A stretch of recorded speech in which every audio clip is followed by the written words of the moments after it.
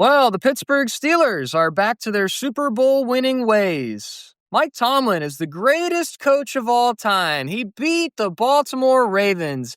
Everything is fine and dandy in the land of Pittsburgh. Wait a minute. Is that my script? Am I reading the right script, David? Did you give me the wrong script? I think you got the script of the national broadcast. I think that it must have got it handed down to us. Man, those guys, Tony Romo, man, he's a little sneaky guy. He's switching my notes out like that. Yeah. What the heck happened? 27 to, what was the final score? I don't even know what the final score was. 27-22 was the final score.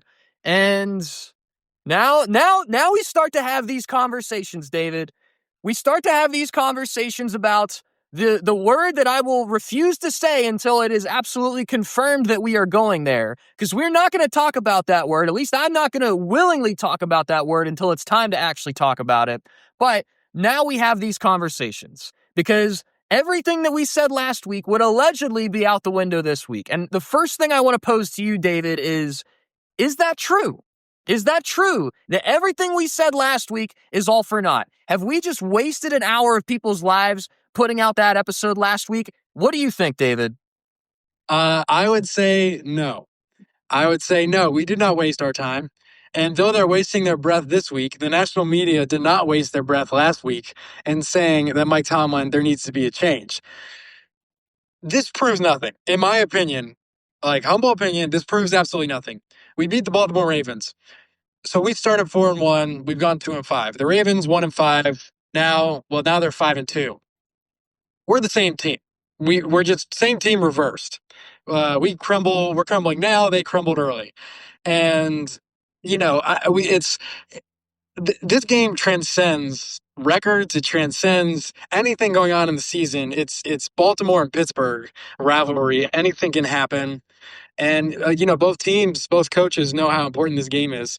So this doesn't impress me in the slightest because I don't think Baltimore is necessarily the best.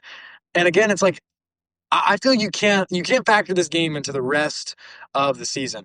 I mean, go to last year, right? Our home win against them, we won off of just field goals, and Baltimore was a great team that scored a lot. Like this game, you got to take it out of the microcosm of the rest of the season, and I think a lot of things still can ring true after this game. I don't know what your thoughts are. Well, here's the thing. So I've been thinking about this the last couple of days and, trying to get my thoughts together. And obviously, we harped on Tomlin for pretty much an entire hour last week, and I think rightly so. Here's the thing, though. The recency bias with Steelers fans is such a dangerous thing.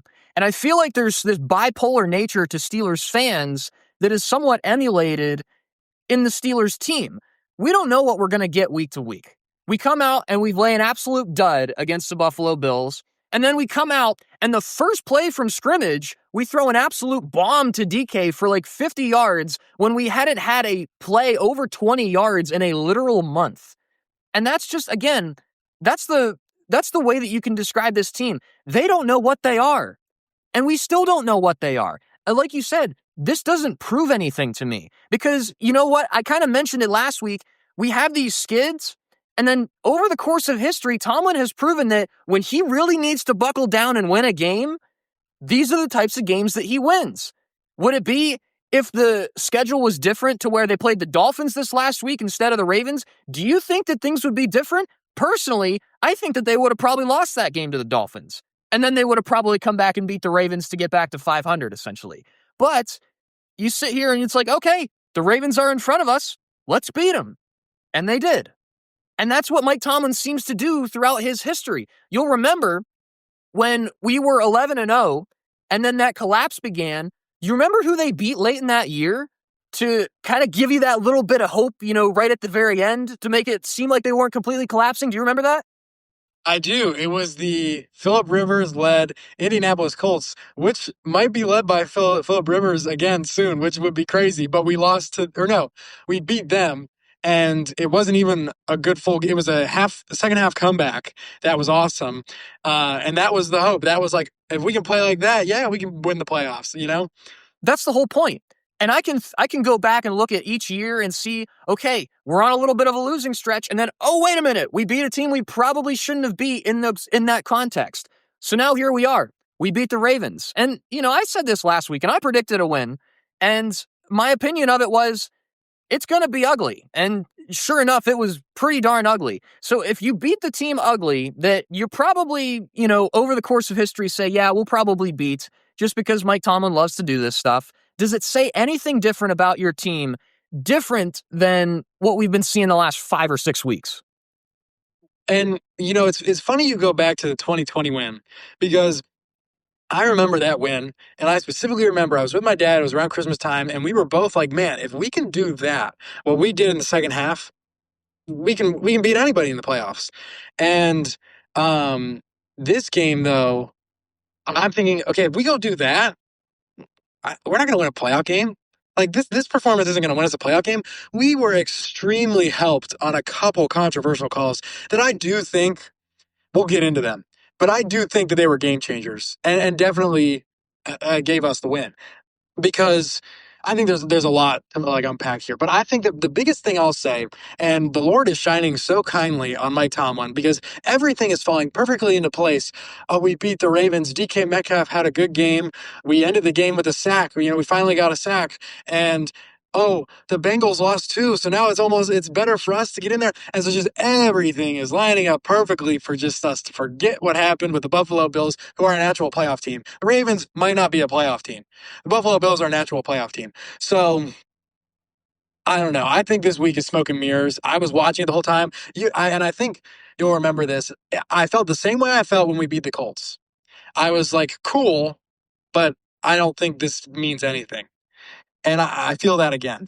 Yeah, I'm kind of feeling that same way too, because, even going into that Colts game, I don't think there was really any reason for you to believe that the Steelers would win, but you kind of just, over the time of being conditioned with this team, we're pushing 20 years of fandom with this team.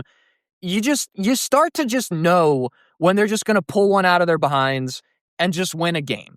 And like you mentioned, I mean, I think this is a great segue to start talking about it. There were 3 calls in this game that you would absolutely be correct in saying that they were game changing. We've got the roughing the snapper call on the Chris Boswell field goal.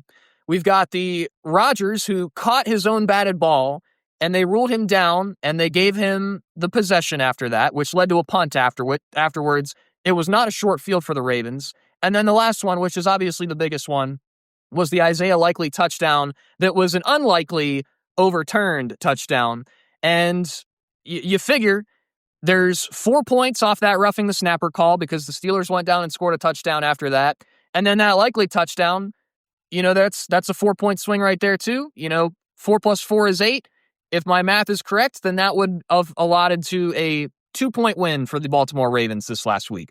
So where do you want to start with these? Let's break these down. So, yeah, it's funny. I didn't even know the roughing the snapper because I missed the first quarter and some of the second quarter.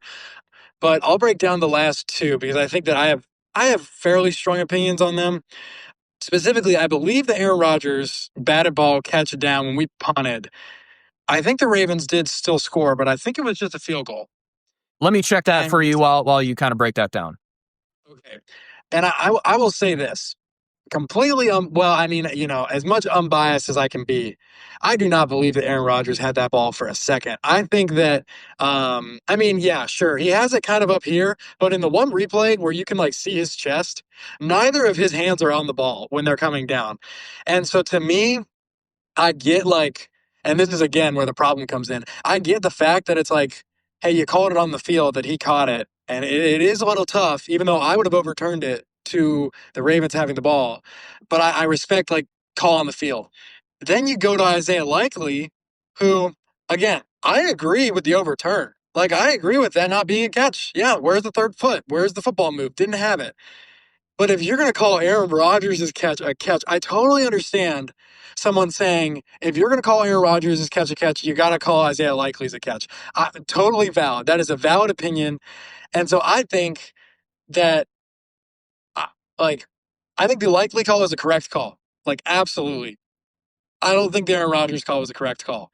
But I understand them sticking with the call on the field, and I also would have understood them sticking with the call on the field with Isaiah Likely. And so I think that's also what blows people's mind is that the NFL and college football have really kind of harped in on, if it's not concrete, we're going to stick with the call on the field.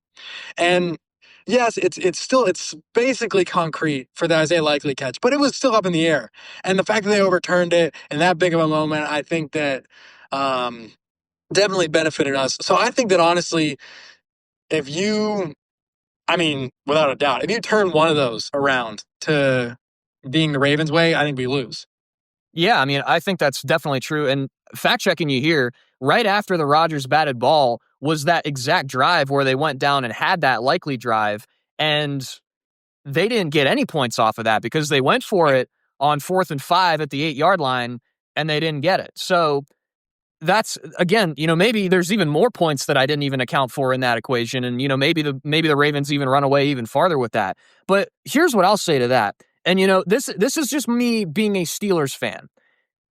And I agree with you in that there really was not a good view of that Rodgers play. I mean, I watched it tons of times. Even before we got on here, like just a couple minutes ago, I watched it 5 or 6 times, and I'm like, I don't know what I'm seeing. I don't even think there was a good camera angle there was nothing for me. Like I was trying very hard to be very objective, and I couldn't come to a conclusion. So whatever they saw, it is what it is. And I forget, it might have been Gene Steratore that he said that he agreed with the call on the field. So that is what it is. Here's what I'll say about the Likely touchdown, though. If Jesse James did not catch the football, then this is not a touchdown for Isaiah Likely. And I'll say this too. I don't care who you are, Baltimore fans. I don't care if you're a Steelers hater. I don't care if you're a Baltimore Ravens fan. I don't care if you are an unbiased NFL watcher. You will not convince me that this play has even close to the amount of implications that Jesse James play had. We're talking like week 16, biggest play of the game, biggest play of the season. That play happens. The Steelers have a first round bye that year, and the New England Patriots might not even go to the Super Bowl that season. This is just some random week 14 game in a coin flip game between the Steelers and the Ravens, who both suck, by the way. Neither of these teams are very good at all. Their coaches are both terrible. The teams are both terrible. They're led terribly. The implications on this Likely touchdown aren't even in the same universe as that Jesse James play. No, not even close. I completely agree with you. Not only because the Baltimore Ravens, I would say, had ample opportunities in the second half to really take this game over, and they just couldn't do it. So it's like you're looking at that one play, and like, sure, valid. But also, it's like, okay, you settled for a field goal here. You went for it on 4th down, and you couldn't get it here. Lamar got sacked. Oh my gosh, their fourth quarter drill was horrendous. They let so much clock go by. You had so many opportunities. The Steelers thing. One, he had his knee down, which is 2 feet, and he had a football move, reaching the ball over the plane. The play ends when the ball touches the chalk, so it was a touchdown. That's guaranteed. That's without a doubt. The Isaiah Likely, even though it is tough, is not a catch. It was only 2 feet. And it's hard because, the NFL struggles with that. But still, I completely agree with you. It does not have nearly the amount of implications. We're talking about the 4th seed here. That Jesse James catch was the 1 seed. That is light years different than this. And I'll say this too, and this can also be true with everything we've already said. The rule itself, by letter of the law, says that was not a touchdown because you have to have that third foot, which again, why do you only have to have 2 feet on the sidelines and not make a football move? And then if you're in the middle of the field running across the middle of the field, you have to get that third foot down. I'll say that too. That specific part of the rule makes no sense. And here we are sitting in 2025, almost 2026, still wondering what the heck a catch is. And again, by letter of the law, it was a good call. But I can still say, as an unbiased football fan, that if I was a Ravens fan, I would be like, well, that's a stupid rule. And even as a Steelers fan, I would agree that's a very stupid rule.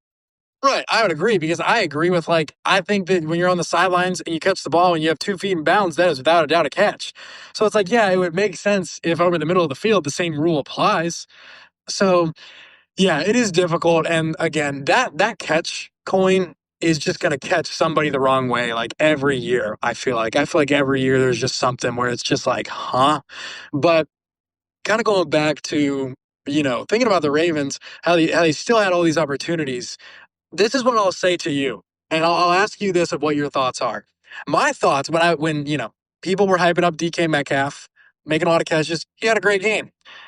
Some defensive players had some good games.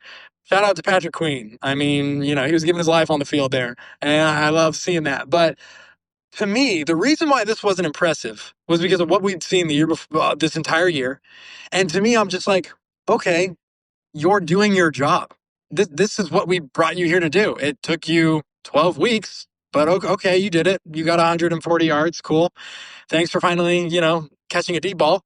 And same with Patrick Queen. We brought you here 2 years ago, and you were supposed to be the rock of this defense. And okay, you did it this game. Cool. I mean, it's like, to me, I'm just like, this isn't impressive. You should be doing this every game.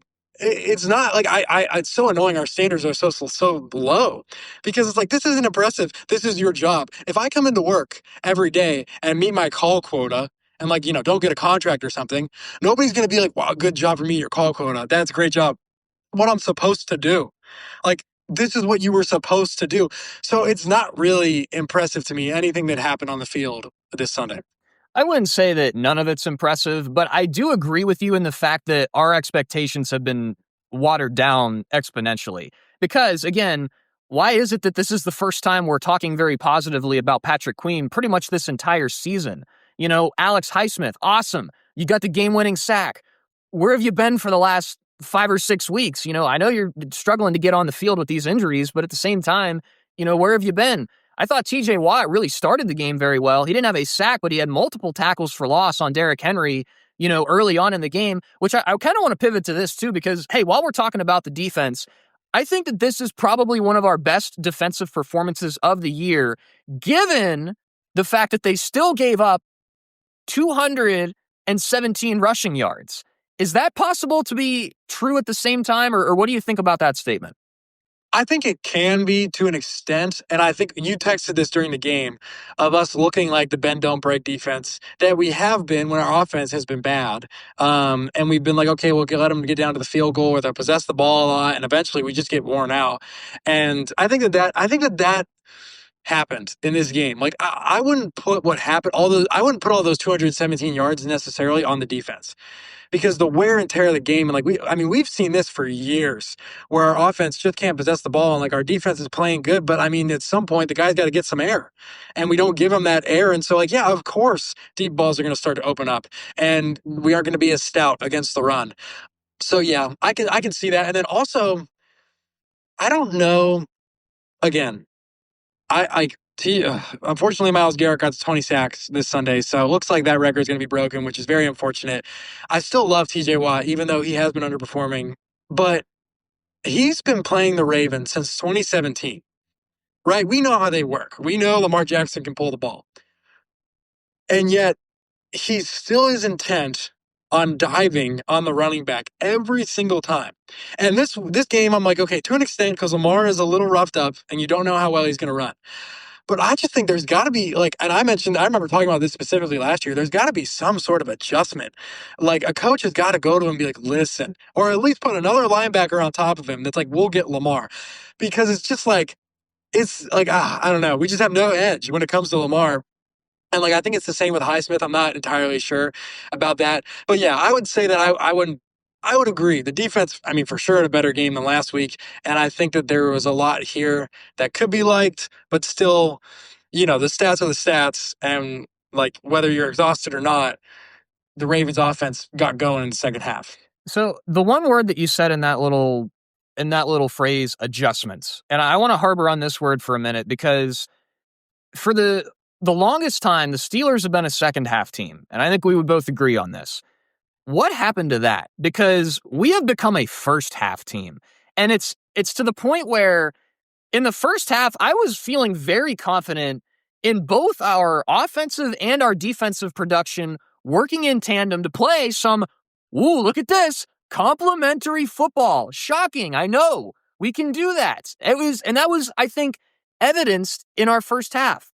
But then you get to the second half, and everything just kind of goes out the window. We finished the game with multiple 3-and-outs where we possessed the ball for all of, I think, 30 seconds. That's just not going to cut it. And again, you're talking about the defense not having the opportunity to get their breath. Right at the end of the game, that's when you need your A game. That's when you need that competitive edge. And heck, Baltimore walked down there and they were getting in that red place where it's like, okay, they might just walk down and win the game right here with a touchdown. And again, it took a big play from Alex Highsmith to say, okay, enough of that. This ball game's over. But I mean, even this game where they win, it's still just like the other team always makes these adjustments. They didn't run Derrick Henry almost at all in the first half. And then they're like, wait a second, we have Derrick Henry. We should probably run him a little bit more. And they did. And they started getting these big chunk plays. And then eventually that started to open up that zone defense to where Lamar was making these 20-yard throws to Zay Flowers pretty much the entire time. And again, it's like, okay, what are you going to do? Are you going to go into halftime with a lead, understanding how big this game is? Are you going to make the adjustments, or are you just going to say, okay, no, we're going to let them adjust and we're not going to change our plan with that either? Because I feel like I can't even remember the last time we've had a good second half this season. I mean, when's the last time we've had a good second half? Was it the Colts game? Yeah, I think you could argue the Colts game because of the two defensive touchdowns. I think it was two defensive touchdowns. I think that could go into play. You could honestly even say the Week 1 game against the Jets, because that was a comeback game. And I'm trying to think of what else. I can't really think of any other games. Like, no game sticks out in my mind. But yeah, I mean, I think we've proven time after time, even in the games we win, like this in the Vikings game, that we can't play with a lead. And like, we just can't do it. And yeah, the second half adjustments, when the first half ended, I didn't watch all of the first half. So I think that was why I had less excitement, because I saw, okay, 17-3. I literally sat down and I was thinking, like, okay, I'll just wait. Like, I'll just wait. It's going to be a one-score game. It's going to get right down to it. I know us. And part of that is because we can't consistently, and you could argue just in general, really run the ball. Like, we just can't do it. And I honestly think part of that has started to become play calling, and that, like, our runs just look so generic. And I feel like they're just not designed at all to really help. And it doesn't make sense, because Jaylen Warren, we know what he can do. We know earlier in the season he'd break off the first tackle, even though the first tackle was at the line of scrimmage every time. And Kenneth Gainwell had a great game against Minnesota. Like, we've seen them do it. So I don't know if it's them, but we just cannot run the football, and we can't possess the ball. Like you mentioned that. Time of possession, again, horrible.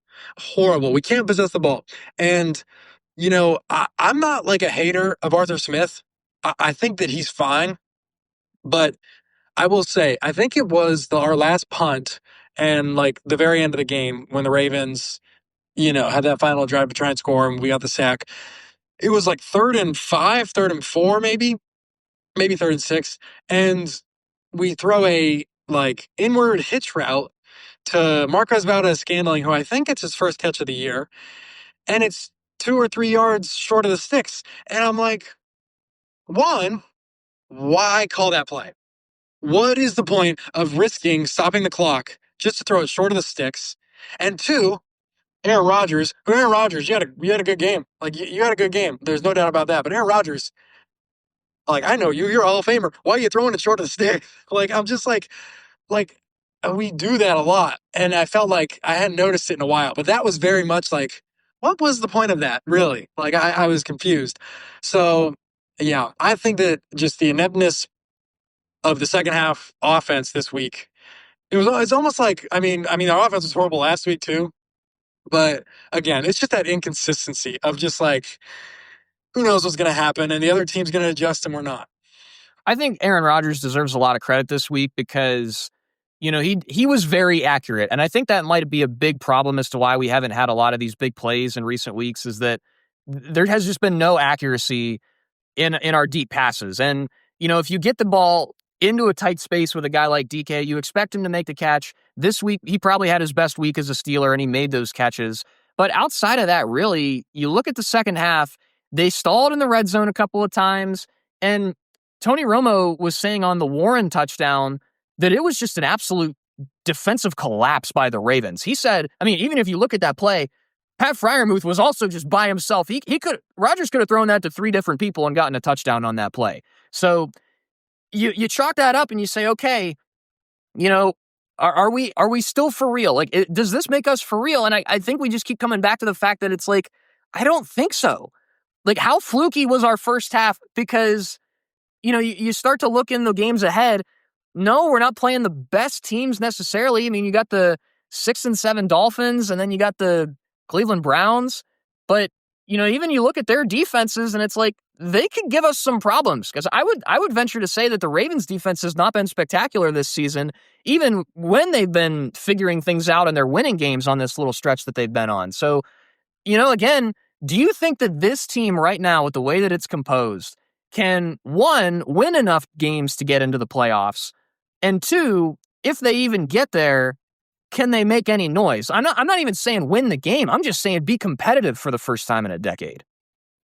So I'll answer your first question. I would say yes, only because I think Baltimore's that bad. I think that we could get in. I honestly was thinking today, I think we could get in with 8 wins. Like, I honestly think that's the kind of year it is in the AFC North.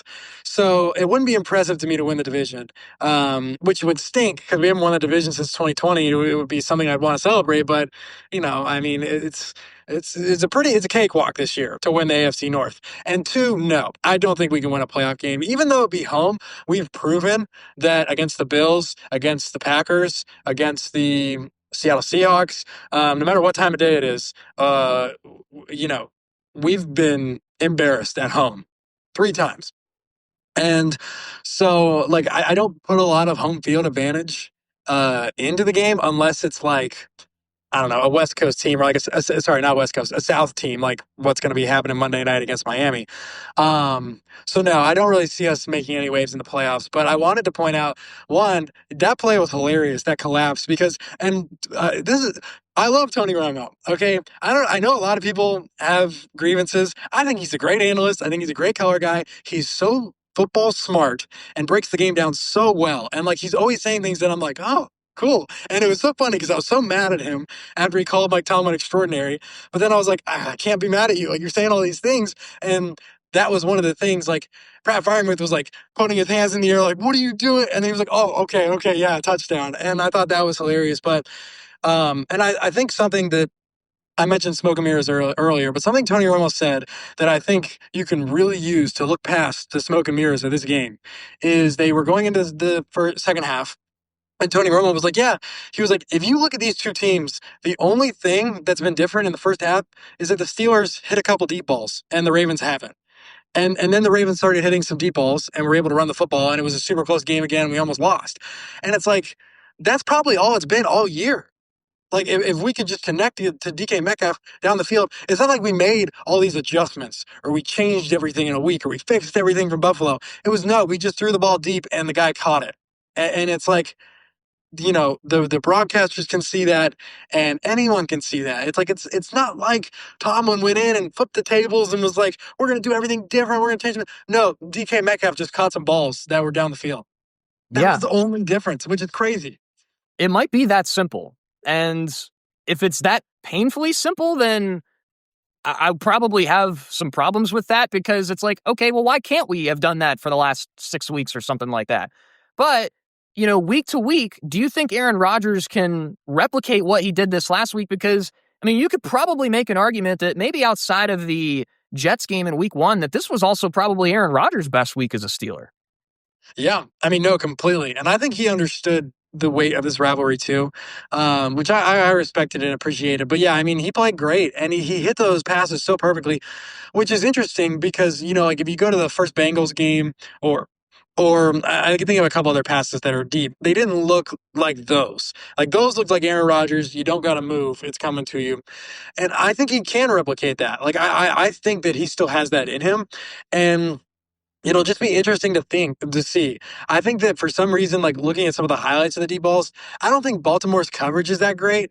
Like, DK Metcalf, like if you look at the other games, even though Cincinnati's a horrible defense, like Cincinnati or I don't know, can't think of a specific team, but their coverages are good enough that like DK Metcalf's got a guy on him.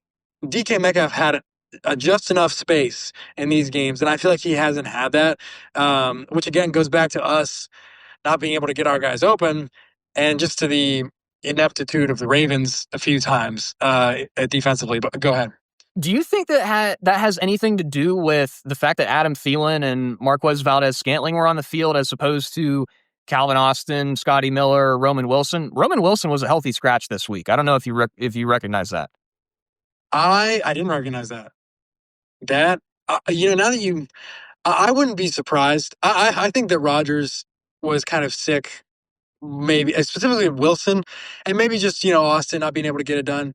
But I know that I'm pretty sure that the Buffalo game, when Aaron Rodgers flew it over Wilson's head and Wilson, kind of maybe didn't run it exactly how Rodgers wanted, Wilson thought it was Rodgers' fault. And I'm pretty sure. And you're not going to win that. And I think that, yeah, those guys weren't getting on the, and it's, Aaron Rodgers said this in his, I think, post game, where it's just man, when I'm calling a player, I want it to be run this way, run it this way. Like when I tell you to do it, and we talked about that where Jonnu Smith did a corner route instead of a post. And it's when he wants these things done, you got to do it. And I think that Valdez-Scantling's been with him before. He understands that. Adam Thielen is an aged veteran. He understands that. So I think that's kind of probably what they went for. And one quick thing, speaking of Calvin Austin, I don't know why our running backs are returning kicks. They obviously don't really know what they're doing too much back there. I don't know why they're back there and you don't have your fastest guy on the team, Calvin Austin, who's returned a punt for a touchdown before, returning punts and returning kicks. I mean, I don't know. It's just something like that that's just hello, smacking you in the face. Why are your running backs back there? Does any other team have their running backs back there? Or both of them, where there's not even one receiver or special guy back there?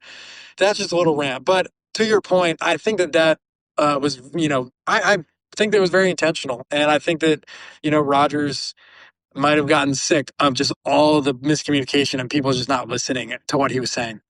I think this week too, especially, just gives you an an inside look at how competitive Aaron Rodgers is, because I mean, I saw firsthand with the Bills that he was fed up. You got him sitting on the sideline like the homeless SpongeBob meme, where he's just kind of sitting there with this dull look in his eyes, looking like life is terrible.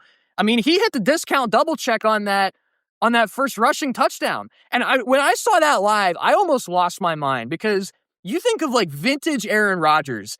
One of my dad's favorite commercials of all time was the State Farm commercial. Before they had the State Farm guy, it used to be Aaron Rodgers. And the guy, I forget, he's probably at Lambeau Field, I would assume. He's got the cheese head on. He says, "Hey, Rodgers, discount double check." And my dad would quote that all the time. That was one of his favorite commercials, for the longest time. And Aaron Rodgers was part of that, and he would integrate that into his celebrations. We saw discount double check Aaron Rodgers this week, and I think it kind of invigorated this team. It kind of invigorated, even my own fandom. It's I've been watching this dull, boring, just barely scraping by, doing the bare minimum the last 6 weeks, and I finally got a little spark this week. And, I'm scared to say that because I don't want that spark to become false hope. But at the same time, I see that, it's oh my gosh, we've got discount double check Rodgers leading us now. That's a big deal, I feel like. Oh, absolutely. And I wish I had seen that live, because, again, I think that would have changed my viewing of this game, because really all I saw was our collapse. It wasn't like a hardcore collapse, but, I saw us almost losing the game. I didn't see us scoring the first 17 points. I didn't see discount double check. I didn't see Mike Tomlin do discount double check. I remember, I'm as fond of that as you and your dad are. Those commercials are so just ingrained in my mind. He's an MVP doing discount double check. That's his prime. And so I'm sure that was really cool to see. And I think that just some perspective that my dad was able to give, because I was just texting him and I texted you, Tomlin, I was just he's getting away with it. Once again, he got away with it. The media loves him again, and it's totally fine. And I was just sitting there at the Ravens game, and we beat the Ravens, and I wasn't happy, and I was just sitting there just all pessimistic and stuff. And I was just man, I was we beat the Ravens, and it was a pretty classic Ravens-Steelers game. And I'm and I wasn't even that excited, and I was am I just being too hard on this team or whatever? And it is because I do think we need a change to actually win a Super Bowl. I still will stand by that, and I still think Tomlin should go. But my dad was listen, Tomlin I think he has 1 year left on his contract, maybe 2 years. But my dad was Rooney's not going to fire him. He will be here until he wants to be. And so it was let's get what we can. If we can get to the playoffs this year, let's get there with Aaron Rodgers and see what happens. And I'm just I'm reluctant, because we've done that year after year after year these past 5 years. And it, obviously still hasn't gone well. But I'm also I don't want to be watching my team and just be upset and annoyed the whole time, even when we're doing okay. So I don't know. Some perspective is that no matter what we think should happen with Tomlin, I don't think he's going anywhere, at least for another year. So Yeah, I'm trying to get more, like you were talking about that hope, and it's like, oh, should we have it again? Should we not? I'm trying to have a little bit of it because this week was just, I had none of it, even when we were winning. I think the perspective, especially, you have to remember you did beat the Ravens. You have to remember how much you hate them. I feel like hate gets aggrandized when you lose to a team like that. And sometimes when you beat a team, it's like, okay, we should have done that. That's expected. This is what we should do. All is right and holy in the world when we beat the Ravens. But you can't lose sight of the fact that we absolutely hate this team. And beating them, even in the diminished state that we are, and they also are, you have to just remember that. And that should be cause for being happy and joyful. That should be cause for having a good week after that, you know? You're right, and I think that there were two things that put smiles on my face this game, and one thing was I mean, he almost looked like his brother, John Harbaugh, complaining at the play calls. I was like, oh, just cry. I was like, yeah, keep crying and yelling. And then the other thing was Lamar showing zero hustle on the last play and getting sacked by Highsmith. Like, literally, Lamar is the fastest quarterback in the league, and Highsmith runs him down because he's just like, oh, do. And I was like, oh, in your face. I was like, just take that. Because, I mean, yeah, even though I'm not in love with this Steelers team, I despise Lamar. I despise the Ravens. I despise that field. Yeah. So seeing them, it was almost like I was more happy that they lost than we won, And so, yeah, I think you're right. We can hang our hat on that and be happy that Baltimore can keep on crying. Absolutely. I think where we are right now is about where we were 2 years ago, the first year that we started this podcast. At this point in that season, we were on that big losing streak. We had lost to 2-10 teams back to back. And, at this point, this is pre Mason Rudolph. And we were having the same types of conversations. It's like, do I want us to lose out to get Tomlin fired, to get a better draft pick? But the same thing is, once we won that first game with Mason Rudolph, which was, Rudolph saves Christmas against the Bengals, that's when it's like, okay, let's just have fun with it. And as much as I hate to say that again, because, it would seem as though I'm pushing everything I said last week, into oblivion. I'm not. But in a way, I'm saying, okay, let's forget that let's put that on the back burner. Don't completely take it off the stove. Just keep it on the back burner for now. Don't forget about it. But let's just have some fun with where we are right now. Because, like you mentioned a little bit earlier, the path to the playoffs is much easier now that you beat the Ravens the first time. If they lose this game, we're probably right back to where we were last week. And it's like, okay, we might as well just lose out and, get a good draft pick, because then it's an uphill climb that we probably were never going to come out of. But now we've got the Dolphins this week, and then you've got the Lions. That's an incredibly tough game, even though they are a little bit diminished as well. You got the Browns in Cleveland, which is never a given. And then we've got these Ravens again. And for lack of a better word, you better beat them again, because that game's probably going to come down to who wins the AFC North or not. So where do you sit right now coming against the Dolphins this week? Monday Night Football game. So another primetime game. We haven't had one of those in a while, but our track record this season has been abysmal in primetime. Yeah, no, I mean, that's a great point, and it is a good point to throw back to 2 years ago, because it is so reminiscent of that. And thank you again. I totally forgot that we made history by losing to back-to-back 2-10 teams, and that had never been done before. So thank you again, Mike Tomlin. And I'm almost with you on the same wavelength of, like, I almost don't want to give Tomlin the satisfaction of, like, us saying all those things and still feeling that way, but then being like, okay, but let's try and get in the playoffs and win. Like, to me, I'm like, I don't want to give him that satisfaction, Like, but I'll say this. When you talk about those 4 games, even though the Browns are horrible, their defense is still really good. And with Shadur, their offense has scored points. So that's more than you can say than when they didn't have Shadur in the game. So, like, and it's since Cleveland, we know what happened last time. I don't think that's going to be a cakewalk. So I think when you look at these 4 games, this is the game that's like, this is going to be your easiest game. This is the easiest game going in here. It's a night game. It's home. Even though we haven't fared well on night games, like, Steelers we're a prime time team. I will say that if we can win this game, I will feel confident that we will win the division. Honestly, and I think that would give me hope for the Lions, even though their offense, and just specifically Jahmyr Gibbs, scares the crap out of me. But I think that this is the week we've had a couple of these, I feel like, specifically that Cincinnati game, that Thursday night game, where it's like, you've got to win this. Like, there's no reason the Dolphins should win this. Tua, I mean, man, when it's under what, 40 degrees is horrible. I mean, come on. Granted, they've relied a little more on their run game this year to kind of get them back in the playoff hunt, kind of. It's crazy to think that they're in the same position. Literally, basically, their divisions are the same as the Chiefs. They, so like, this isn't a Dolphins team that's laying down. Like, this is a Dolphins team that, like, we could still be a 7 seed. We could still be a 6 seed. So I think that they're playing for a lot, but again, the cold, it'll be night, so it's even colder. My gut says win. Do you have anything other than that, or is that just kind of your just feelings right now? Or I think those are my feelings right now because I don't think Miami's defense is that good. So like I think our offense could have a good day. Like I think the Miami's defense, I don't think they're like blaringly horrible, but I think that they're, nothing. They're not better than like I don't know. I don't think they're not anything amazing. And offensively, I'm not really worried about their passing game, if I'm being completely honest. I will say the only thing I am a little worried about their run game. I'm worried about A-Chain because, I mean, he's so fast. And, we've seen it. I mean, I feel like every highlight I've seen of Miami this past 3 weeks are all A-Chain. And so, and we've proven that we haven't really been that great against the run. Week in and week out, even though Derrick Henry didn't do much the first half, he did a lot the second half. He was getting like 5 yards a carry. So that I think will be the key is like how does A-Chain do? And I think that could decide the game. But yeah, I think it's a win just because it'll be home, even though we haven't done well against night games. And I think that just Tua's track record is obvious. We need Tua to throw picks. I think that has to happen. When he plays turnover-free football, I mean, they win. I feel like the games they lose, he's throwing 2 or 3 picks.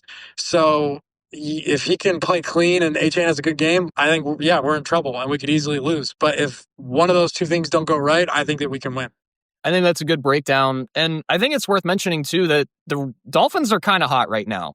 They beat the Falcons 34-10, and then they lose to the Ravens, did not look good in that game. But then they come back and they smoke the Bills 30-13.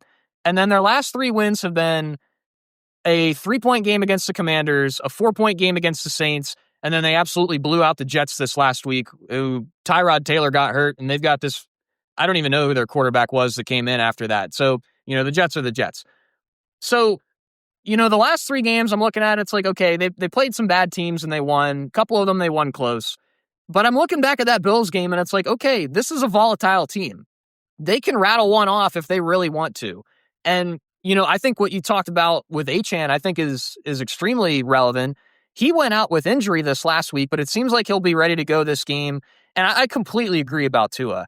If he plays solid football as far as just not making stupid decisions, not having CTE ball, not being dumb, they will find a way to win. He's very inconsistent, but when he plays well, they win.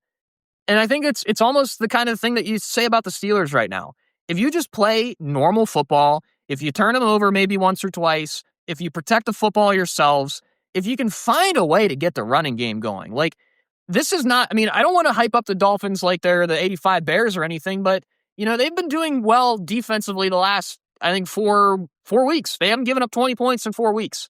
So, again, take it or leave it with the competition, but you got to show up this game. This is not a game that you can just show up to and say, okay, we got to think about, the last 3 games. Because very, very intuitively, I think you mentioned, if we win this game, I think there's a great chance we win the division.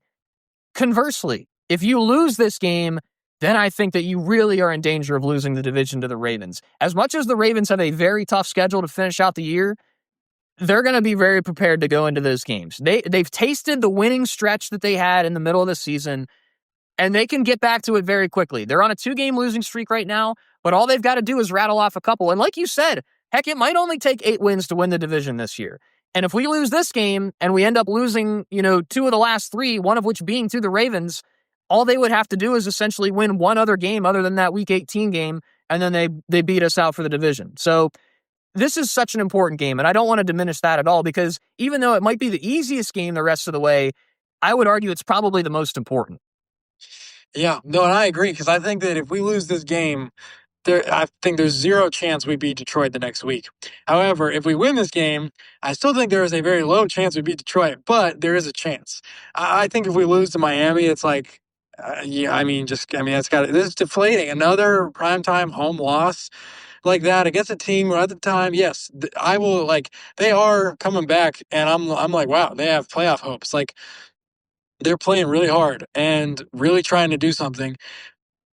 But still, they're 6-7. They're a losing record team right now.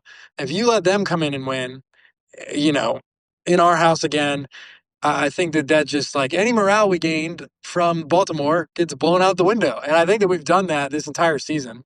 It's like we gain a little bit of morale and then bam, we smack it right out. So I really hope that doesn't happen. Our track record doesn't help us.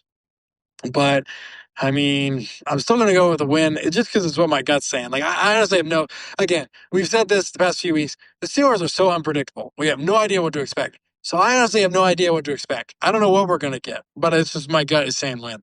What's your score prediction? I'll go 23-17. 23-17. Okay. So, about a touchdown margin, not extremely high scoring, but kind of right in the middle. Yeah. Okay. I'll be honest, and I want to be as honest as possible. I was very confident that we were going to beat the Ravens last week. I predicted it. I was very confident. I kind of went about my week as if we were going to beat the Ravens. And sure enough, we did. It was extremely ugly, but that's not what I predicted. I predicted that we would win by the time the game was over, and that's what happened.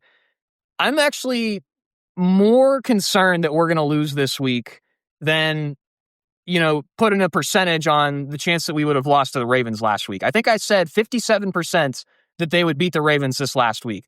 Honestly, right now, my number is like 48% that we'll beat the Dolphins this week. I think Mike McDaniel, for whatever reason, has just rallied his troops in Miami.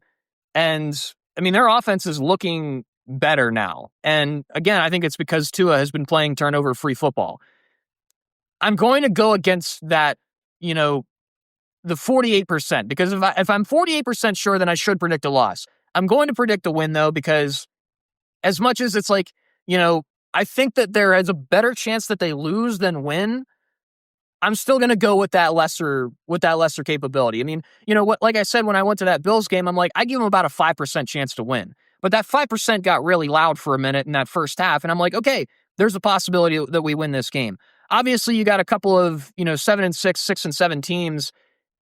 I feel like the disparity is very close this week. And, I don't want to hype up the Dolphins as being an exceptional team, but I think as part of that, it's like, I don't think the Steelers are an exceptional team either. So you put them on the same level this week, in my opinion. Yeah, no, I completely agree. And I totally think that, like, I'm on that same wavelength of, like, for some reason this week, my gut is saying win. But I'm like, yeah, like, again, just like last week, we could so easily win this game. And I think it's going to come down to the wire. And I don't know. I think it might be I don't know. I think, like, here's the thing, because I almost was like, it could be another ugly game. However, if we can get, honestly, an ugly game is what we want. If we can get into an ugly game, we'll beat the Dolphins, because I don't think the Dolphins can play ugly. Like, I think Mike McDaniel's offense runs when it's, it's a system, it's a rhythm. So, like, again, Tua throwing those picks or like not being able to establish the run, his offense isn't going to work. And so, I agree with you in that, like, I could very easily see this being a loss. Like, I think, you have to be a really good team. You have to be a good team for it to be a trap game. So I don't know if this is a trap game, but it sure does feel like it. Yeah, I would agree, because especially you're thinking about these last three games, which are a little bit different. You've got a bona fide playoff caliber team in the Lions. It was a Super Bowl contender this last year. And then you've got two divisional games, which, again, in the AFC North, it doesn't matter how bad one team is. You flip a coin and that's who wins. So I think this is going to be a tough game. I'm going to predict a win. I'm going to say that I'm gonna embrace the ugly. I think that you're kind of getting me on that track. I'm gonna give a 22-18 final score. I'm embracing the ugly, and I wanna bring you back in history as we finish out this episode. This is a rematch of a 2007 Monday Night Football game. Do you remember what football game that was? I do, because my dad was there. No way. Yeah. Really? Your dad was at the 3-0 Mud Bowl. He got to witness. It's the lowest scoring game in NFL history. Well, yeah, I guess it would have to be. I don't think that there's ever been a 2-0 game. Yeah, my dad was at that game. That's unbelievable. Yeah, it was crazy. He loved it. It's an infamous game, the Mud Bowl. And that was Monday night. It was a Monday night game. Interesting. So yeah, we could have a almost 20 years later rehash of an ugly game. And it's so funny too because do you remember how the game ended? Like, it was 3-0. Do you remember how it ended? Um, was it James Harrison? Was it James Harrison's forced fumble that put us in field goal range? I don't know if that's actually, I'll look it up here, but it was pretty much a last second field goal. So it was Yeah. 0-0 with, I think, 20 seconds left. And then they finally kicked the field goal and that was it. So Yeah. the fumble came a little bit before that. That was the drive before the the Dolphins got the ball one more time after the forced fumble. But yeah, it was a field goal with 17 seconds left. 3-0, the final score. That's crazy. I mean, we could end up with something like that again, and it'll be interesting to see. Is your 22-18 scoregami? I don't know. I don't know that for sure. That would be interesting, but I wouldn't be surprised. I mean, we're hyping this game up to be the weirdest game to ever exist, but I mean, who knows what'll happen? Like, we're talking about, like, it's gonna be scoregami, it's gonna be all these things, but who knows? It's just weird stuff. I mean, you figure that the Steelers are a weird team. You don't know what you're going to get week to week. I figure the Dolphins are a pretty weird team too. You said, like, if the Dolphins can't win ugly, they can play ugly, but they can't win ugly. That's kind of the mindset that I'm taking into this game. And, it goes without saying that the fact that the Mud Bowl, you know what the Dolphins record was coming into that game? No. So the Steelers were 7-3 coming into the game. The Dolphins were 0-10 entering that game. Oh my gosh. That's horrible. Yes. So you figure they won by 3 points, and it's like, okay, yes, it was like the worst field conditions ever, but it was the 0-10 Dolphins. Oh gosh, yeah. I never knew that. That's so funny that I never cared to look into that. We'll see. Hopefully, the Dolphins team is definitely a lot better than that. So we'll see what they put out there at Heinz Field. Hopefully it is a here we go Steelers win. And as always, Boardman Black and Gold is sponsored by Zek Enterprises, crafting furniture solutions in Northwestern Pennsylvania. You can call 919-406-4679 to turn your furniture problems into furniture solutions. Very convoluted episode. We're kind of going back and forth on Mike Tomlin. Is he any good? Is he not good? Is he going to get his team ready to play a Monday night football game? Steelers have not won a primetime game this season. Are you going to figure out how to win against the 6-7 Miami Dolphins on Monday night this week? Are we going to get a rehash of the Mud Bowl? Are we going to get a 3-0 game? Heck, you said that your dad was at the lowest scoring game, at least that we know of in NFL history. What if the final score is 2-0 and we just usurp all of that? Oh my goodness, that would be insane. That would definitely, I think that would be a fitting game for Mike Tomlin. He's done 3-0. Can he do 2-0?